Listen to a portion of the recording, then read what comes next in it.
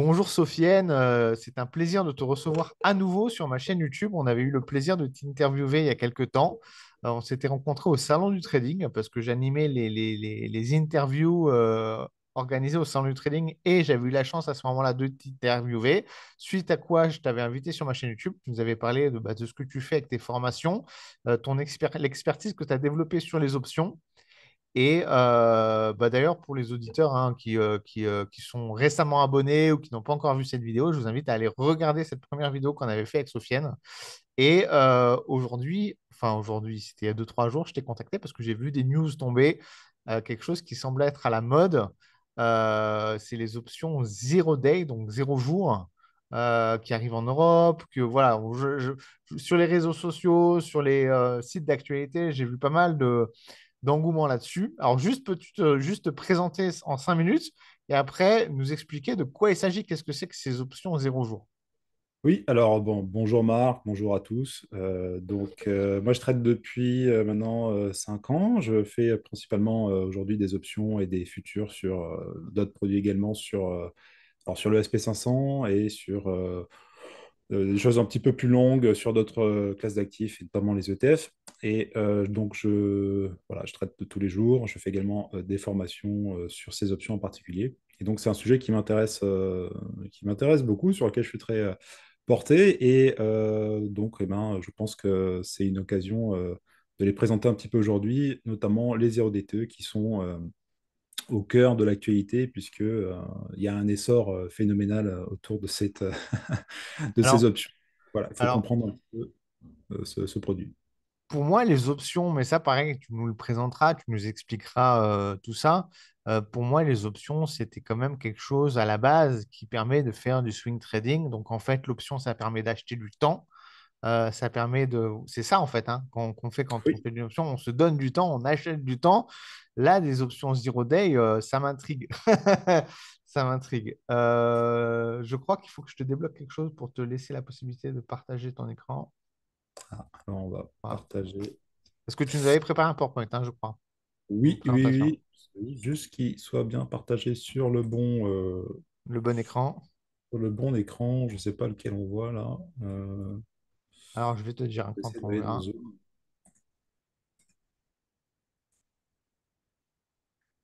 Normalement, si tu vas sur Zoom, ils vont te dire partager écran 1, 2, 3.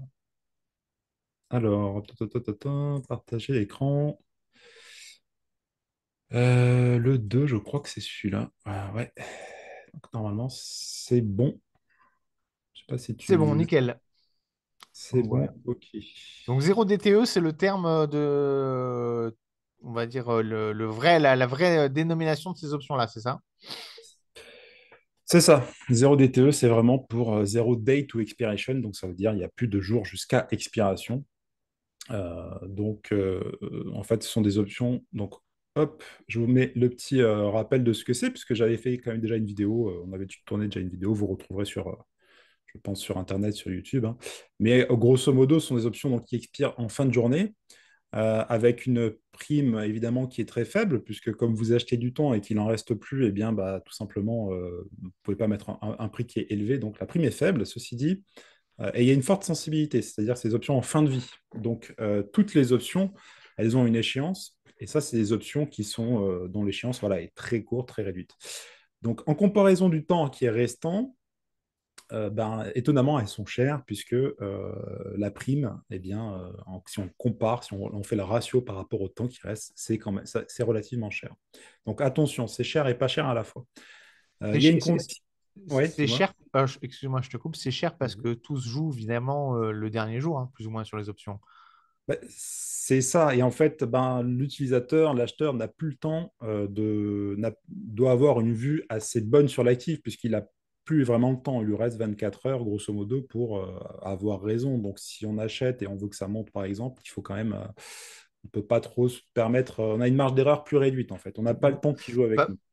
Parce qu'en fait, c'est juste, hein, pour que les auditeurs le comprennent bien, quand on achète une option, derrière, il y a un vendeur. Le vendeur, en général, dans une option qui dure une semaine, un mois, 3 mois, en général, il va mettre en place une stratégie, tu me diras si je me trompe, mais de ce qu'on appelle de gestion delta note. Donc, il va gérer son risque. Là, sur une journée, le vendeur d'options, il n'a rien à gérer. Il ne peut pas gérer son risque. C'est pas possible. Non, il ne peut pas gérer. Enfin, le vendeur d'une option, tu parles? Ouais, Un vendeur d'une option, alors on peut vendre ces options évidemment aussi 0DTE, mais ce qui est possible, hein, on peut les vendre avec, on peut monter un tas de stratégies en fait. Je l'ai indiqué d'ailleurs, les stratégies elles sont vraiment variées. On peut toujours faire des stratégies couvertes. On peut les vendre à nu également. Bon, ça, il faut être conscient aussi du risque, mais on peut gérer après de manière dynamique, on va dire avec des futurs par exemple, la couverture de son option. Mais c'est quand même assez délicat, on va dire, comme manœuvre. d'accord. L'érosion du temps est très rapide. Bon, les stratégies, il y en a plein, et ça nécessite, comme je disais, une bonne connaissance du marché. Euh, donc, en fait, historiquement, ces options, elles ont été lancées en 2005. Donc, ça remonte hein, quand même, ça remonte. C'est assez vieux finalement, mais c'est les premières. Ça a été les weekly, donc avec une expiration le vendredi. Et 2016, ils ont ajouté le lundi et le mercredi, donc ils ont fait ça progressivement, hein. Et puis 2022, donc bah, c'était l'an dernier, ils ont ajouté mardi et jeudi. Donc la semaine entière est couverte sur le SP500. Alors là, je parle du SP500 parce que c'est là où il y a le plus d'options, et notamment les 0DD ont été bah, mises en circulation sur cet actif très rapidement. Et en ce moment, ils sont en train d'ajouter ben, tout ce qui est pétrole, ETF, donc ils sont en train de vraiment d'étendre leur gamme. Euh, donc, on voit qu'il y a un pic. Alors aujourd'hui, ça atteint des proportions vraiment très importantes. On voit qu'il y a un pic sur août 2023. Ça, c'est toute l'année 2023. On voit qu'il y a un pic jusqu'à 50% du volume total. C'est-à-dire que toutes les options sur le SPX, donc, qui est quand même l'indice de référence, eh bien, la moitié sont sur des stratégies au jour le jour. C'est quand même assez étonnant. Alors, il y a eu des raisons à ça. C'est le développement de conditions favorables pour plus de participation de la part des particuliers, c'est-à-dire que vraiment, il y a des associations qui ont poussé dans ce sens pour qu'il y ait, il y avait une demande en tout cas, voilà, et les market makers sont adaptés, ils ont créé des conditions, enfin, ils ont créé des outils de gestion du prix pour être servi plus rapidement, pour avoir un meilleur spread. On va voir que le spread également, il est amélioré. Donc, il y a un tas de choses voilà, qui ont des priorisations, etc., qui ont été faites. Et 2023, voilà, on atteint un pic à 50%. Alors ça, en bas à droite, c'est le graphique sur Reddit, c'est le nombre de mentions qui ont été, on voit que sur Wall Street Bet, qui est un site bien connu et qui a fait parler lors des événements GME et AMC, on voit que en fait, il y a eu un pic à partir de 2020. Bah, c'est évidemment le crash du marché. Et puis derrière, on a voilà, une grosse expansion. On retrouve ce terme, ces mentions-là, 0 DTE, ont été. Et on voit que depuis, ça n'a pas faibli, en fait, hein. Donc ça, c'est assez étonnant quand même. Donc, on pourrait dire, en fait, on pourrait en conclure que c'est quand même ce qu'on appelle la Retail Army aux États-Unis, hein, qui est l'arrivée de tous ces traders particuliers à travers des applications comme Robinhood qui permettent les options, d'ailleurs, je crois. C'est eux Exactement. qui génèrent autant de volume sur les 0 DTE, tu penses? Ah bah, on va le voir, en fait, c'est la première pensée qui nous vient à l'esprit, mais c'est pas la réalité. On va voir que finalement, D'accord, le volume de retail est assez petit. D'ailleurs, même dans ces événements, il y a quand même aussi beaucoup d'institutionnels derrière tout ce qui s'est passé, malgré ce qu'on a dit. Il y a toujours le narratif d'un côté et puis derrière, d'accord. la réalité. Alors là, je ne vais pas rentrer dans le détail sur ce slide parce que c'est un peu compliqué, mais grosso modo, il y a eu un phénomène qui a aussi entraîné cette utilisation massive, notamment en 2022. On verra qu'il y a quand même aussi un gros gap en 2022 d'utilisation. C'est que c'est une année qui a été vraiment catastrophique sur le plan de la couverture des portefeuilles, sur le plan des puts, en fait, hein. On utilise les puts pour couvrir les portefeuilles et là, on a vraiment sous-performé. C'est-à-dire que la baisse s'est faite de manière larvée, s'est fait en escalier. Et personne n'a réussi à vraiment rentabiliser, en tout cas les gestionnaires n'ont pas réussi à rentabiliser leur couverture. Ça ne payait pas. Donc bah, qu'est-ce qu'ils ont fait? Malgré une baisse de 30% de l'actif au final sur 2 quasiment. Donc qu'est-ce qu'ils ont fait? Bah, ils sont passés, au lieu d'acheter de la volatilité, ils l'ont vendu, quoi. Ils ont vendu cette volatilité et ils ont utilisé, pour se couvrir, à la place, ils ont utilisé les 0 DTE. Donc on a eu vraiment cette inversion de polarité 2022 et par des mécanismes de réflexivité, ça a quand même compressé le prix à un point tel que la vol réalisée s'est vraiment craché, quoi. On a vraiment très peu de mouvements sur les indices. On a trouvé très peu de volume de volatilité intraday. Et ces stratégies sont devenues un petit peu obsolètes. Et donc, ils ont commencé donc, ils étaient plutôt acheteurs, ils ont commencé à vendre les 0 DTE. Et en fait, c'est pour ça que c'est difficile à cerner et que c'est assez. Parce que les 0 DTE, c'est vivant, ça change et c'est nouveau. Et donc, ces contrats ont été utilisés en première partie dans un certain but de hedging.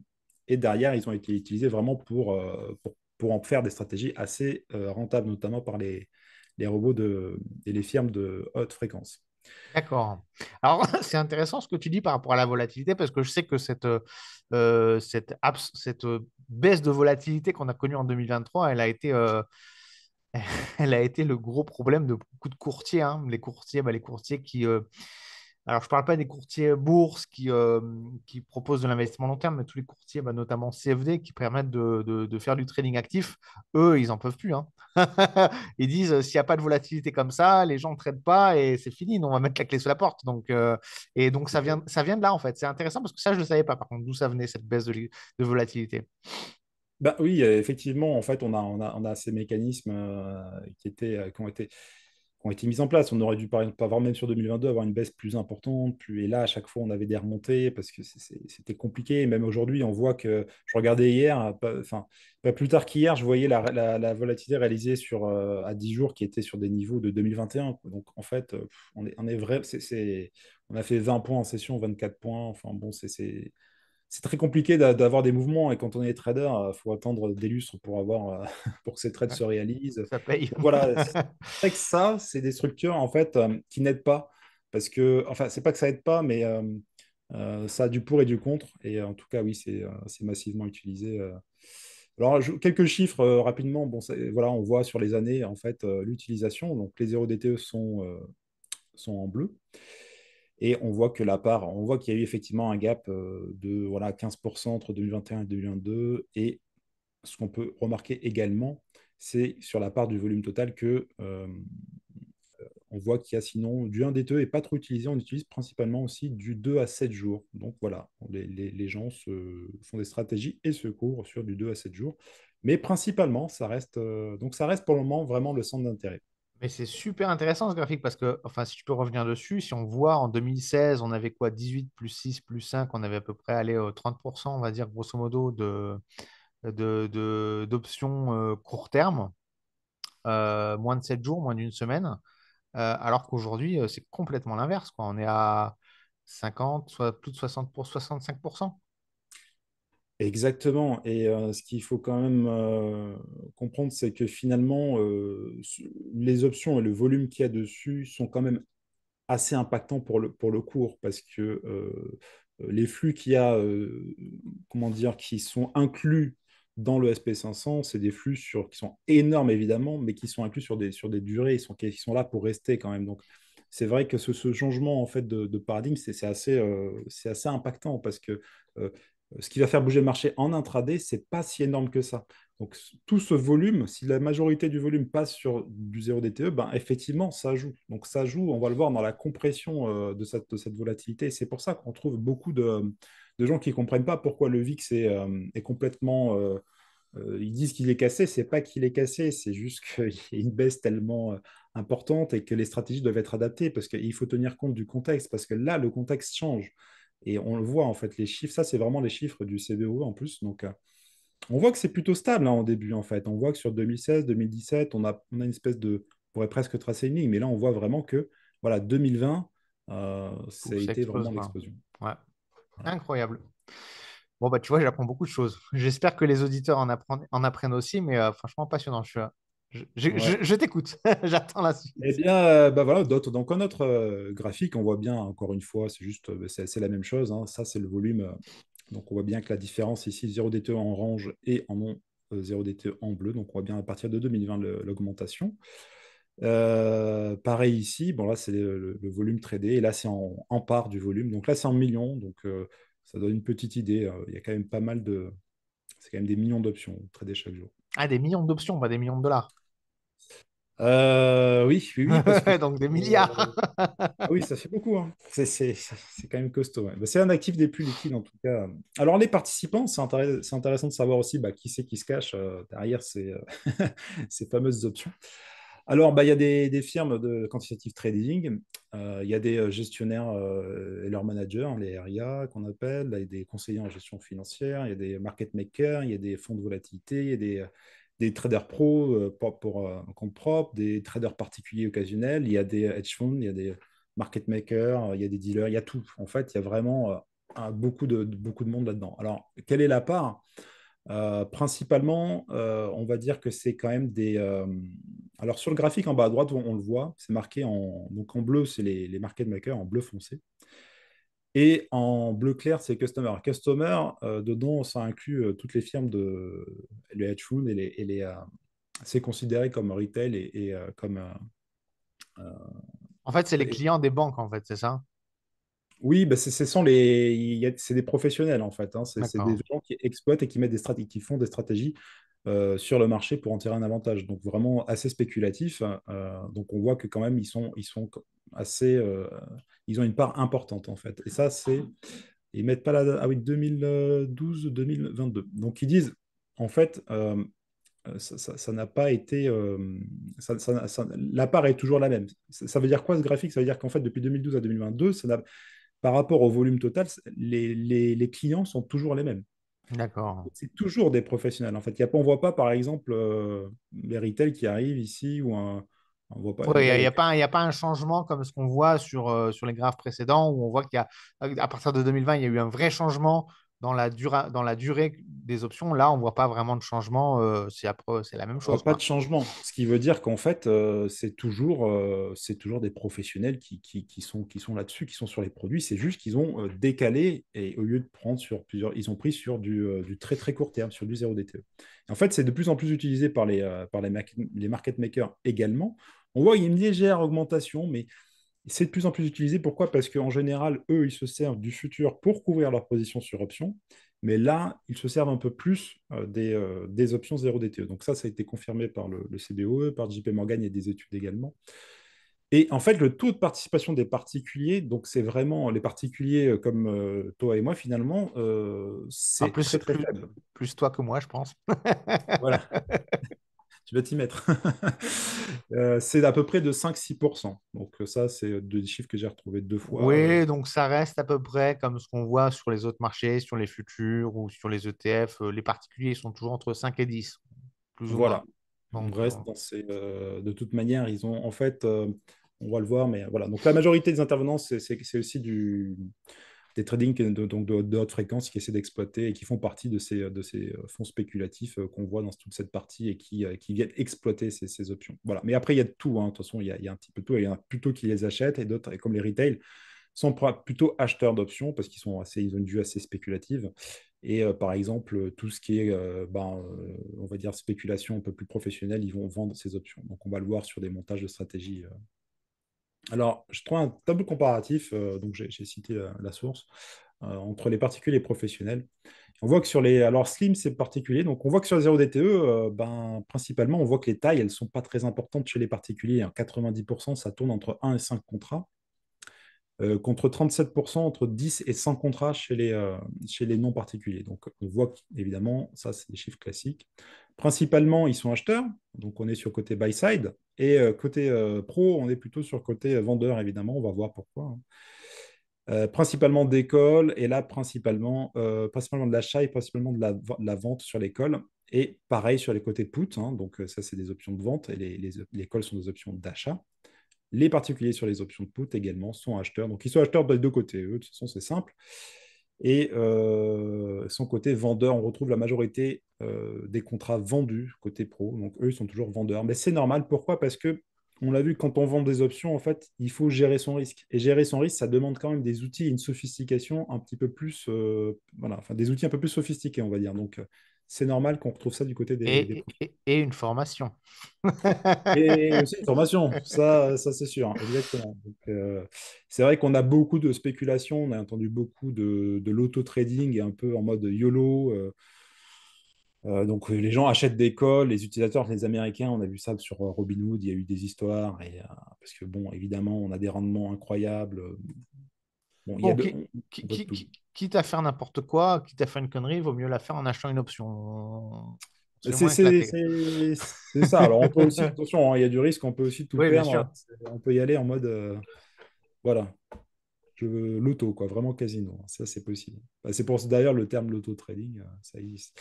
Donc ça, c'est le volume. Alors un petit point sur les particuliers. Donc justement, les petits particuliers que nous sommes.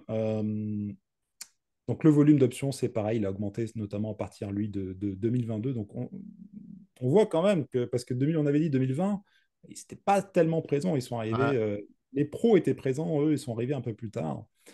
Voilà, 2022, on voit que ça a explosé. Moi, je me souviens déjà, j'utilisais en 2022 et je ne voyais pas du tout cet essor. Enfin, on n'entendait pas parler de plus que ça, quoi. Alors, j'ai eu des chiffres sur la rentabilité des particuliers. Donc, on voit que la courbe est assez négative.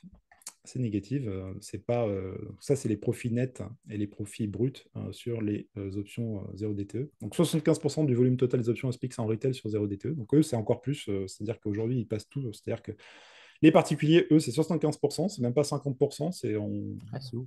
que du 0 DTE, c'est assez impressionnant. Donc en 2 ans, 70 millions de pertes. Bon, je pense que dans ça des chiffres, voilà, attention, c'est une étude, hein, c'est pas, j'ai pas croisé là, c'est une seule étude.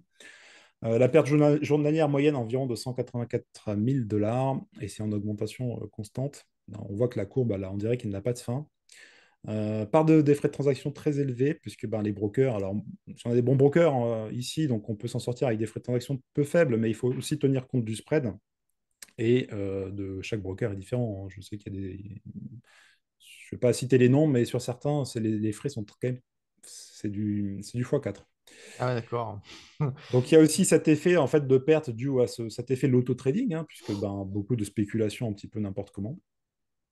Ceci dit, j'apporte quand même une petite nuance puisque le mode de calcul est un petit peu peut être biaisé parce que on peut aussi voir ça comme des pertes. Ceci dit, ça peut être déjà un portefeuille, donc c'est pas pris en compte forcément dans C'est l'étude. c'est sûr, ça c'est sûr qu'une perte en soi.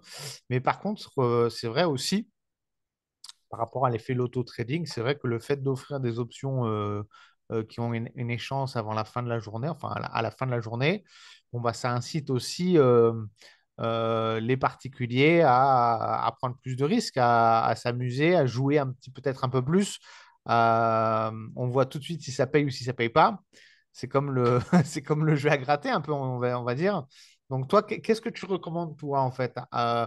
Bon, bien sûr, alors ça, je le rappelle, tout à l'heure, je parlais des formations. Quand on se lance en trading, de toute façon, il faut se former. Et toi, tu proposes des formations sur ton site. Je ne sais pas ce que tu en penses, toi. Est-ce que c'est intéressant ou est-ce qu'on est trop dans du gambling en faisant sur une journée? Est-ce qu'il vaut mieux mettre en place des stratégies sur la volatilité plutôt à moyen, long terme? Enfin, qu'est-ce que tu en penses, toi, de ces options? Alors moi, je pense que les options, c'est un instrument, il faut que ce soit adapté au style de trading de la personne. Effectivement, si la personne donc, est intéressée par ces options, il faut se former. Et si elle fait du court terme, ça va être très intéressant pour elle. Il va falloir qu'elle se forme dessus, qu'elle ait les connaissances. C'est très important parce qu'il y a quand même des notions de risque à prendre en compte. Parce que autant ça peut véritablement bien hedger, et il n'y a pas meilleur outil pour couvrir et se protéger, autant ça peut avoir l'effet inverse si on l'utilise mal. Donc il y a quand même une connaissance théorique très importante. Donc il y a une pédagogie que moi j'enseigne à travers ma formation.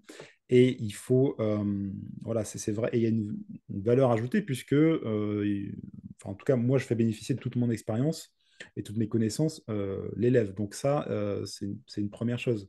Après, je pense que les stratégies, tout est faisable. On peut très bien aussi les vendre. On peut faire des stratégies vendeuses, on peut faire des stratégies acheteuses. Ça peut servir pour. C'est-à-dire que le niveau de risque de la personne, c'est propre à lui-même, à son trading.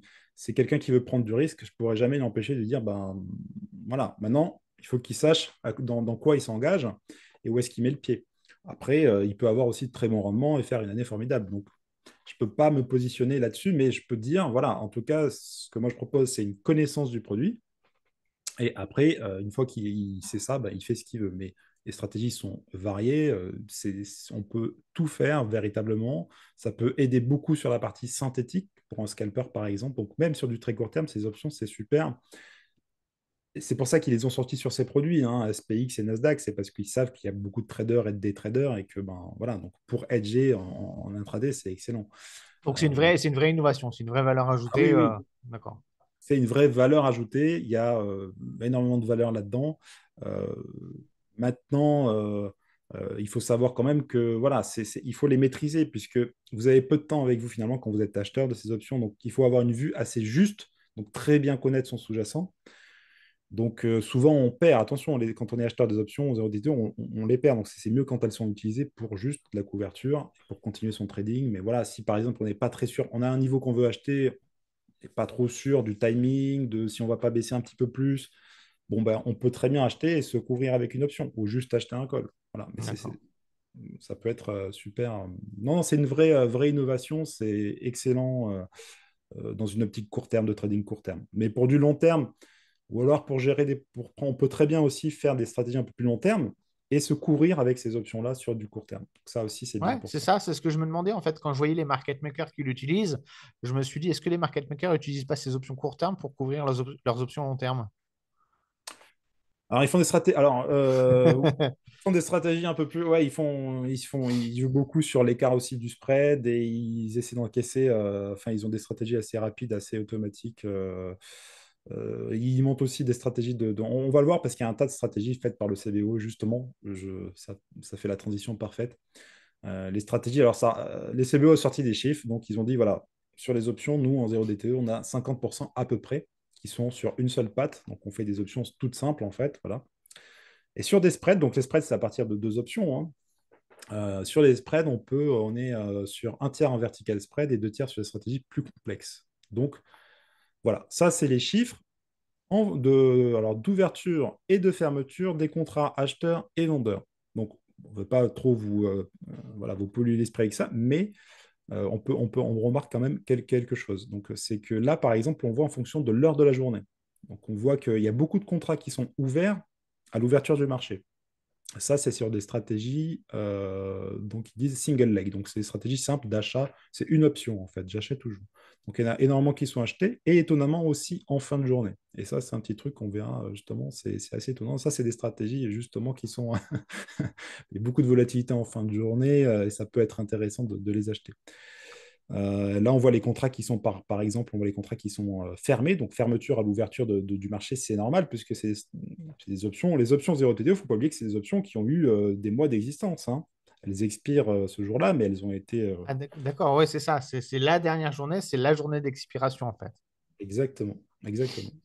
Et là, On prend la suite de notre émission, petite interruption technique. Donc, tu nous expliquais les statistiques par rapport sur une journée de trading, par rapport, on était au single leg, donc les stratégies sur une option simple. exactement, exactement. Voilà les stratégies utilisées par enfin partout, en fait, toutes les classes, peu importe les participants, c'est les stratégies du CBOE sur les options 0DTE. Donc on voit que sur les options simples, en tout cas, les chiffres sont sur la partie gauche. Et on voit qu'il y a beaucoup d'achats de stratégies et de reventes en fin de journée. Même au début de la journée, en fait, on voit qu'il y a beaucoup de contrats fermés. Également sur les spreads. Donc les spreads, alors c'est plus des options simples, c'est une option avec une autre option. J'en achète une et j'en vends une autre, par exemple. Tout simplement, ça, c'est un spread. Donc ça constitue au moins deux options. On peut en avoir plus. Et là, on voit étonnamment qu'il y en a beaucoup qui sont vendus. Et ce chiffre-là, sur la première heure de trading, ça veut dire que finalement, il y a beaucoup de stratégies vendeuses. Et c'est ce qu'on disait au début, en fait. Et ça contribue à avoir cet effet sur la volatilité qui vient par des mécanismes de réflexivité. Je rentrerai plus tard dans le détail, mais voilà, c'est des stratégies qui sont mises à place. Le marché ouvre, on vend, et après, on essaie de récolter de la prime. Alors après, sur la partie professionnelle, il y a d'autres stratégies qui peuvent être utilisées. On voit par exemple en bas des stratégies de vente de butterfly, donc de vente de straddle même, pas de butterfly, c'est directement des straddles qui sont vendus à l'ouverture. Donc ça, c'est des stratégies qui sont générées en fonction automatiquement, en fait, c'est des simulations. Si on vend des options à l'ouverture, qu'est-ce qui se passe je crois que c'est depuis 2020. On voit que c'est des stratégies qui marchent et qui fonctionnent. D'autres stratégies, par exemple, achat de call simple à l'ouverture. Et en tenant l'option 0DTE jusqu'à l'échéance, on voit que la seule chose qui marche, c'est des achats de call. En orange, achat de call à la monnaie. Et on voit que c'est la seule qui marche et qui est positive, puisque le 0 est ici. Hein, donc le seul qui est... Évidemment, les marchés ne faisant que monter, les achats de call sont des stratégies plus à privilégier sur les 0 DTE. Et on voit que les stratégies de les puts, évidemment, ça ne fonctionne pas. Et on voit sur ce graphique-là, en fait, encore une fois, des high frequency et momentum stratégie. Donc on voit que finalement, en intraday, c'est des stratégies haute fréquence qui sont utilisées. Donc ça peut être par exemple la vente et l'achat de spread dans un temps très court sur les options, sur ces options. Et on voit qu'en intraday, c'est plus, ce n'est pas intéressant. C'est plus intéressant depuis 2022. Et on voit que sur la fin de journée, donc vraiment sur la toute fin de journée, ces stratégies sont intéressantes. Alors, je me suis trompé, c'est pas les stratégies, je crois que celui-là, c'est pas les stratégies haute fréquence, c'est vraiment, enfin, c'est haute fréquence, mais c'est les stratégies de momentum, donc c'est les stratégies mean reversion. Donc, en fait, c'est ces stratégies où voilà, on va revoir des retours vers la moyenne et on voit que fin de journée, c'est plus rentable, tout simplement parce qu'on a ces effets sur la volatilité intraday qui font que les plus hauts sont vendus et les plus bas sont rachetés, ce qui fait qu'on a vraiment des zigzags, on a énormément de retours à la moyenne. Et donc, voilà, à travers les options de DTE, c'est des choses qui peuvent être facilement simulées, exploitées, et on voit que ça marche et que ça fonctionne. Voilà, donc ça, c'est des sources de la JP Morgan qui a fait ces études. Alors, est-ce qu'au final, ces stratégies sont achetées ou vendues? Eh bien, on voit qu'elles sont de plus en plus vendues. On l'a vu sur les chiffres du CBE. On voit que les simulations de professionnels sur des stratégies sont également rentables. Haute fréquence ou pas, c'est des choses qui sont rentables. Donc, on voit que voilà, depuis 2022, en fait, il y a l'order flow gamma. Je ne vais pas rentrer dans le détail, mais en gros, c'est la direction, quoi. On va dire ça comme ça, qui est plutôt négative, donc qui est plutôt sur les stratégies portées vendeuses. Et on voit que les retail, eux, ça aussi un petit peu, c'est un peu différent. Donc, ils commencent à rentrer vendeurs depuis 2023. Effectivement, on a vraiment une accélération de cette compression de volatilité depuis 2023, donc c'est plus intéressant de les vendre. Une autre étude à droite, c'est l'effet mean reversion en intraday. Donc, on voit que, en fait, à l'ouverture, les options ici en rouge sont plutôt. Donc, ça, c'est le côté acheteur ou vendeur, la jauge. On voit qu'à l'ouverture, ça c'est l'heure de la journée sur l'axe des abscisses, on voit que les options sont donc vendues et que bien ça aussi, les niveaux de prix aussi. Hein, ici, on va rester toute la journée dans un range, donc effectivement, et là elles sont rachetées. Et on voit que ça, c'est juste une étude factuelle, on voit que ça marche bien. Et ça accentue en fait cette compression à nouveau de la volatilité. Et en plus de ça, 90% de ces options sont clôturées le jour même. C'est ça, c'est ce qu'on voit, la petite bande rouge à la fin, au moment de la clôture, c'est ça? Exactement, on le voit ici, c'est revendu. Voilà. Donc c'est comme ça que ces stratégies sont utilisées. Donc au final, buy or sell, c'est plutôt sell en ce moment de la part des pros et des particuliers. Et c'est normal, on n'a pas. Le volatilité, c'est mieux de l'acheter quand ça bouge. Hein. Si le marché ne bouge pas, vous allez perdre le θ, vous allez perdre du temps. Et on sait que ces options sont très sensibles à l'érosion du temps, donc vous allez perdre des prix. Mais si vous êtes acheteur en ce moment, c'est pour ça que c'est délicat, il faut bien connaître son marché. On en revient toujours au même point. Alors, quels effets pour le marché? On a beaucoup entendu que c'était dangereux. Il y a un analyste de la JPM, Marco, je ne sais plus son nom, qui a dit que c'était le prochain Volmageddon 2.0, que c'était la fin du monde à cause de ça. On remarque que finalement, une étude du CBO nous montre que depuis entre 2013 et 2023, la volatilité intraday n'a pas bougé quasiment pas malgré. On voit évidemment qu'il y a un pic sur 2020, mais ça n'a pas bougé malgré l'essor conséquent et phénoménal des options 0 DTE. Donc finalement, pour l'instant, ça n'a pas d'impact sur la volatilité réalisée. Au contraire, hein, ça a même tendance à la compresser. Est-ce qu'on a eu des gros événements, donc tout ce qui est 2 sigma, 4 sigma move, donc ça a l'air vraiment des gros écarts types à la moyenne? Eh bien 2013, non, pas plus que ça. Donc encore une fois, ça c'est ces événements-là, c'est des écarts à la moyenne par rapport au gap sur le SPX. Donc il y en a tout le temps, hein, des gaps sur le SPX. Ça ne change pas, voilà. Comparer intraday ou sur la dernière heure. Voilà. Et donc, on ne peut pas dire vraiment qu'il y a un effet sur le marché en termes de risque on ne peut pas dire que ça accentue la volatilité, en fait. C'est ce qu'on entend souvent, que voilà, ça va être, c'est faux. Euh, Maintenant, voilà, il y a une autre étude qui montre que ça améliore les conditions du spread. On voit qu'effectivement, on est passé sur un spread à 0,35, donc depuis 2022. Donc là, sur une Alors, période d'un an. Attends 2 secondes, parce que je sais pas Oui, si c'est peut-être de mon côté.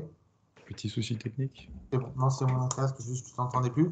Mais normalement, les gens continuent à t'entendre. C'est Ok, juste de mon côté. impeccable. Donc, le spread a été quand même divisé par deux sur ces options, donc c'est assez intéressant depuis un an. Et donc, meilleure exécution, plus d'acteurs aussi également, si on diminue le spread, hein, parce que voilà, ce sera intéressant pour plein de stratégies. Quels effets pour le marché? Donc la dernière slide là-dessus, c'est petite étude encore une fois du CBE qui a été vraiment qui a produit pas mal de documents intéressants. Et on voit que sur une des grosses journées, qui était le 15 août 2023, une grosse journée de volume d'options, qu'est-ce qu'on remarque? Que finalement, il y a énormément effectivement d'achats et il y a énormément de ventes, mais au final, le delta net, donc vraiment l'écart entre les deux, bah, est très faible. On est quoi? Peut-être sur même pas 5000 contrats en delta. Donc finalement, ça n'a pas un impact. Oui, il y a beaucoup de volume.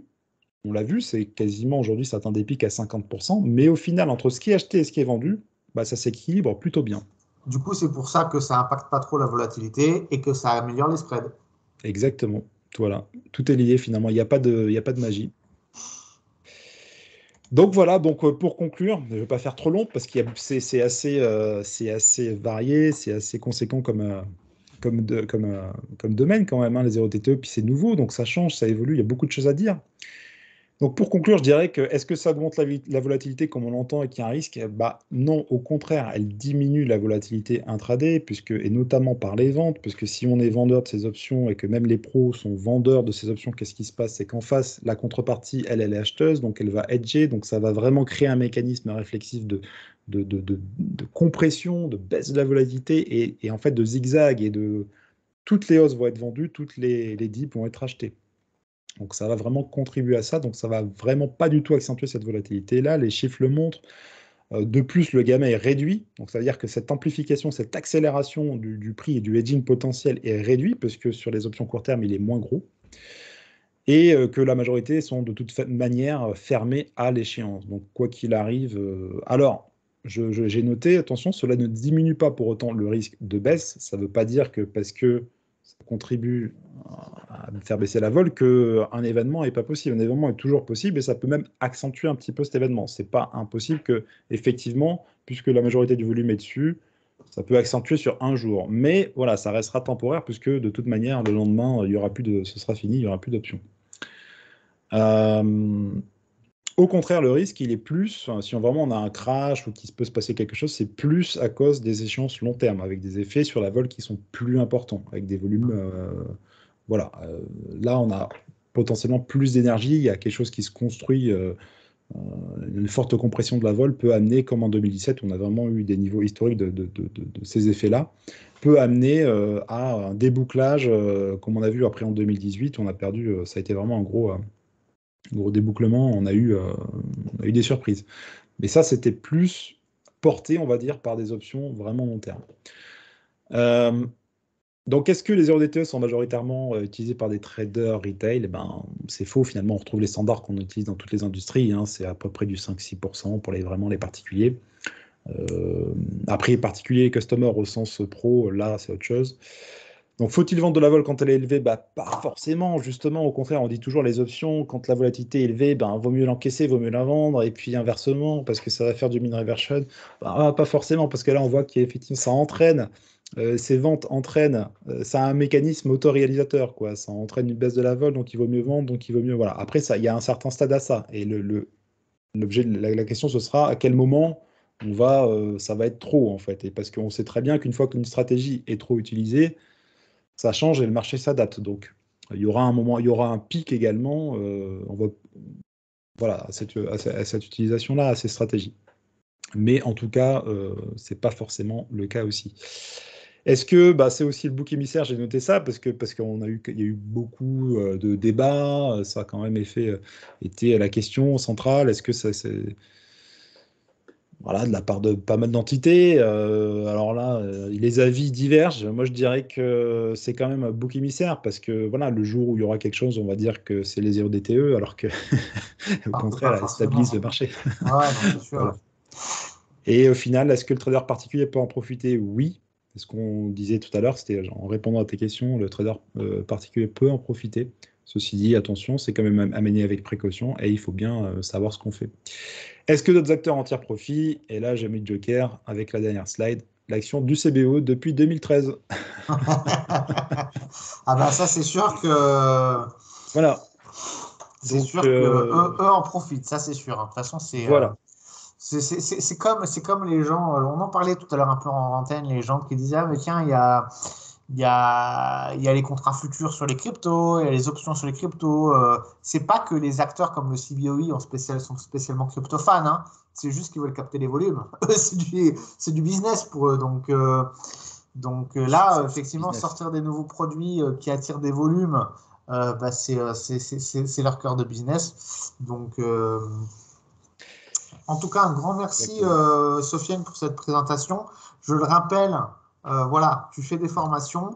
Vous pouvez suivre Sofiane. Je ne savais même pas que tu avais une chaîne YouTube. Si, tu as une chaîne YouTube, je suis abonné en plus. Je suis bête. Pas très Chaîne actif. YouTube, Twitter, Facebook, Skype. Bah là, on a fini l'interview sur Skype et Discord. Alors, Discord, j'utilise très peu, mais si vous êtes sur Discord, vous pouvez retrouver Sofiane aussi. Voilà, tu fais des formations, ça on l'avait déjà dit dans la première vidéo la dernière fois. Je pense que vous l'avez compris. Alors peut-être certains des auditeurs auront trouvé le sujet aujourd'hui très technique. C'était très intéressant, mais c'est vrai que c'était très technique. Vous affolez pas, il y a des formations derrière. On peut vous rentrer dans les détails, vous expliquer les stratégies, les straddles, etc. Tous les termes que tu as employés qui peut-être peuvent paraître pour certains un peu compliqué. Toi, tu expliques tout dans tes formations. Si vous voulez vous lancer dans les options à long terme, à moyen terme ou à court terme, et là, on l'a vu aujourd'hui, c'est possible plus que jamais de faire du trading court terme sur les options. Et ben, vous pouvez, vous savez qui contacter, Sofiane. J'ai parlé de toi il n'y a pas longtemps à un de mes abonnés, Xavier. Je lui ai dit, Sofiane, c'est le meilleur pédagogue. Et encore aujourd'hui, avec cette vidéo, tu nous le prouves. Merci beaucoup. Je pense qu'il faut vraiment s'y intéresser. C'est d'autant plus que oui, c'est d'actualité, mais vraiment, il y a une utilité derrière. Et il n'y a pas meilleur outil pour gérer un portefeuille, pour se construire un portefeuille, pour exploiter le marché sous d'autres formes, parce que les contrats standards sont assez limitants et les options offrent une souplesse énorme. Et évidemment, il y a un prix à payer, c'est une certaine complexité, il faut se former, mais monter en compétence, je vous assure que vraiment, ça vaut le coup. Et Alors, je, vas-y. je- je crois que c'est Warren Buffett, hein, le célèbre Warren Buffett. Lui, il utilise beaucoup les ventes de calls sur actions pour se positionner à l'achat sur les actions à moindre prix. Enfin, il récupère la prime et en plus, en bout de ligne, il est acheteur. Exactement, il y a énormément de stratégies, c'est vraiment adapté à tout profil. Il y en a vraiment pour tous les goûts, on peut tout trader. Aujourd'hui, c'est de plus en plus, même sur des échéances courtes. Donc peu importe, même pour des investisseurs long terme, c'est intéressant. Il y a des stratégies de la roue, des stratégies de vente de put, de covered call, de cash secure put. Il y a énormément de choses avec on peut toucher les dividendes, être couvert, il y a énormément de choses à faire, à développer. Il faut vraiment rentrer dans le détail. Et aussi, on oublie beaucoup la partie analytique. Et ça, je l'enseigne justement, c'est comment tirer. On peut ne pas trader les options, en fait. On peut les utiliser juste pour analyser le marché et savoir où est-ce qu'on est sur les niveaux d'open interest, hein. Moi, j'ai des cas, enfin, c'est tous les jours. Tous les jours, je vois l'utilité. On ne peut Mais pas s'en passer. La volatilité au cœur du marché. Quand on veut commencer à faire quelque chose de professionnel, c'est incontournable. non, mais c'est exactement ce à quoi je pensais pendant ta présentation. Je me disais que tout ce que tu étais en train d'expliquer, c'est vachement intéressant, même pour quelqu'un qui fait du day trading sur CFD ou sur contrat futur et qui analyse les supports résistance. Le fait de savoir que quand on arrive sur les zones les plus hautes ou les plus basses, parce qu'il y a ces 0 DTE, et ben finalement la volatilité, franchement, c'est super intéressant. Du coup, c'est un élément qui valide beaucoup plus tout ce qu'on peut faire en analyse à côté. Donc voilà. Oui, exactement, hein. Les niveaux d'Open Interest, moi je les regarde en direct, en live, et je vois que ça marche. Et on voit ce qui se passe. C'est une autre vision. Si vous n'avez pas ça, vous ne savez pas exactement ce qui se passe. C'est, c'est, voilà, faut vraiment se rendre compte de ça. Et non, mais il y a énormément de choses à faire, hein. C'est impressionnant. Excellent. Bah, écoutez, que vous traitiez les options, pas encore, bientôt, que vous avez l'intention de le faire ou que vous souhaitez simplement comprendre l'impact des options. Voilà, moi, je dis pas ça parce que je connais Sofiane, parce qu'on ne se connaît pas depuis si longtemps que ça finalement, mais j'étais toujours très impressionné de toutes les prises de parole et des interviews qu'on a fait ensemble. Je m'ai toujours appris beaucoup de choses. Donc, allez-y, Sofiane.